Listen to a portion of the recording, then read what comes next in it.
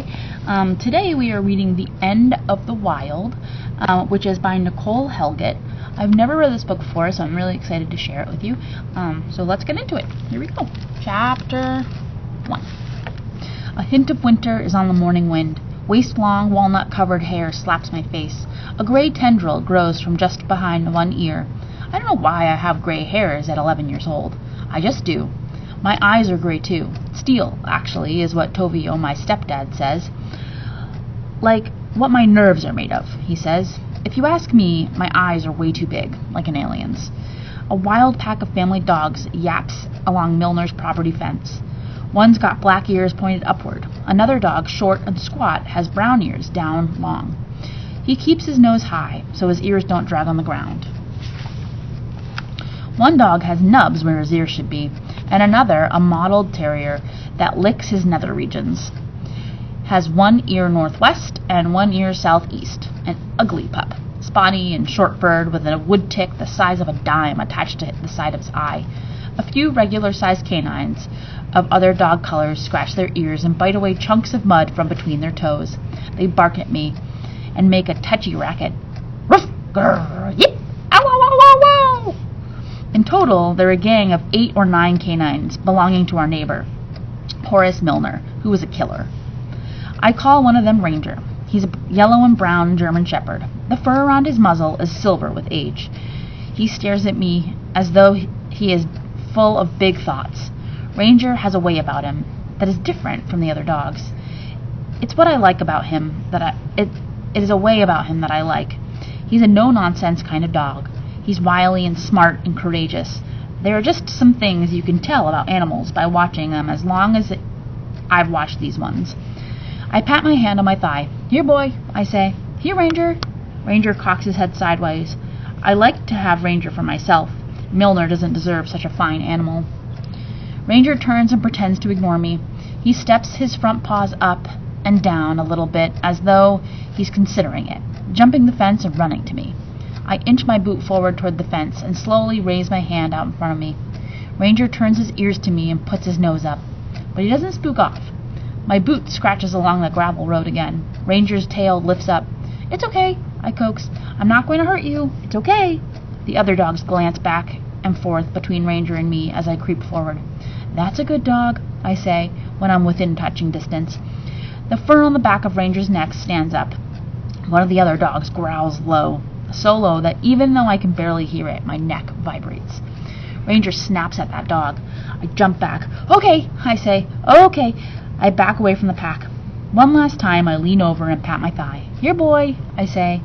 He doesn't come, though. He must feel some loyalty to the rest of those wretched animals. Suit yourself, I say, and I turn away. No one is awake yet out here in the country. We live about a mile outside Coulter, a small Michigan town, which has got a school, a community college, a beauty parlor, 2 churches, 1 cemetery, a few bars, Grandpa's pipe factory, a couple of auto garages, and not much else except for a lot of nosy people. This morning, the sunrise cuts like glass shards through the emptied cornfield, spills over the gravel road, and spears into the grove. The brown and orange leaf canopies shiver with the wind. Oak trees hold on to their leaves in autumn, even as the rest of the trees lose theirs. I spy an oak with full branches. This time of year, middle of October, hen-of-the-woods mushrooms grow in layered bunches at the base of oaks. They are bark-colored, tan, brown, and gray, and have leaf-shaped petals. From my back pocket, I can pull a canvas bag and drape it over my shoulders like a shawl. I wish I had grabbed my jacket, even if it was already too small last fall. I need a new one, but I hate to bring it up with Tovio. We're always broke, or cash-strapped, as Tovio says. That means we have no money. At the base of the oak tree, I stop. The hen of the woods grows near the gnarled roots. With my pocket knife, I slice the mushroom from its stem and slip it into the bag. Hen of the woods are very good eating, if you ask me. They taste like turkey or chicken, I guess. They even chew up in a birdie respect. A bright stick of white pokes out from some leaves. After brushing the leaves aside, I find a bone. The leg bone of a deer, looks like to me. I take that, too. On my walk back home, I pass where the dogs were. I set the bone near the fence. I have a hunch Ranger will know it's me. By the time I'm halfway home, the sun is as big as is a big egg yolk.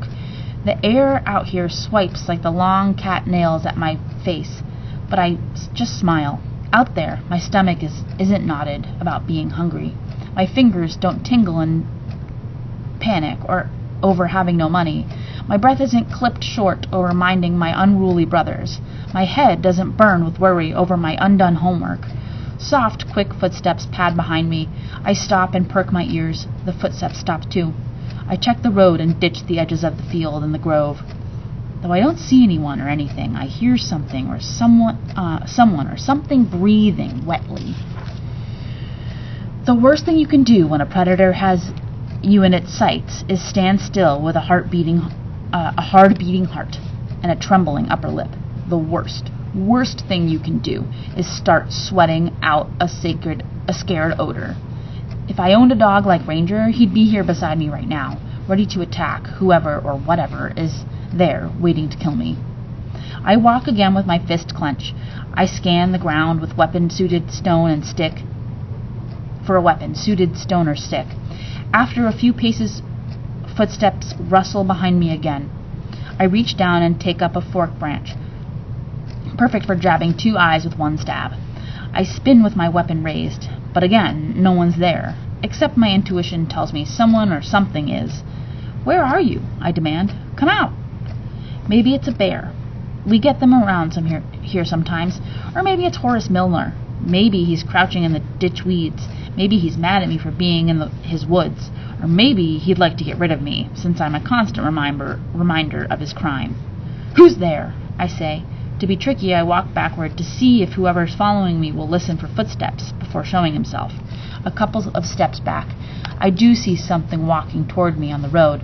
The angle of the piercing light makes it impossible to identify.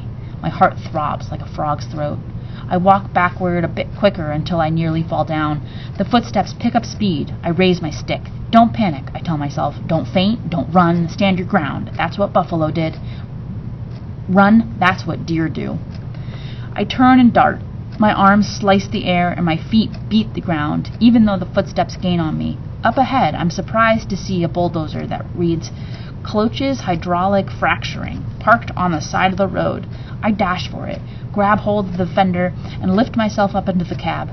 I collapse on the seat. The engine is warm, which means it's only recently been running. For a few seconds, I squeeze my eyes closed and wait for a bear to bite down on my head, or a knife to stab my back, or a rope to get looped around my neck. But nothing happens. Finally, I straighten up and push the hair behind my ears. I turn and look. Woof!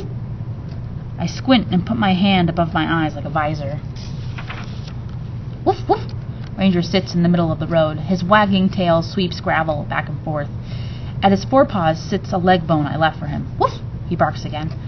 Then a high whistle pierces the morning air. Ranger's ears go up. He picks up his bones, circles around, and strolls back toward the fence. On the other side of it, Horace Milner, the killer, stands staring at me with his arms crossed. I gasp. Because the sun is behind him, to me, he looks like a dark, scary shadow. Was he watching me pick mushrooms from his woods? Did he see me try to coax his dog away? For a while, all I can do is steady my air and gape at him until he turns around and disappears like a ghost into the woods. Ranger trots after him, and with a big bone hanging off the side of his mouth. When I can't see him anymore, I shout, "You're welcome, Ranger!" So, that was chapter 1 of The End of the Wild. So I hope you liked that, and if you did, you are more than welcome to come by the library and come pick it up for yourself. All right, well, have a good day. We'll see you next week. Bye.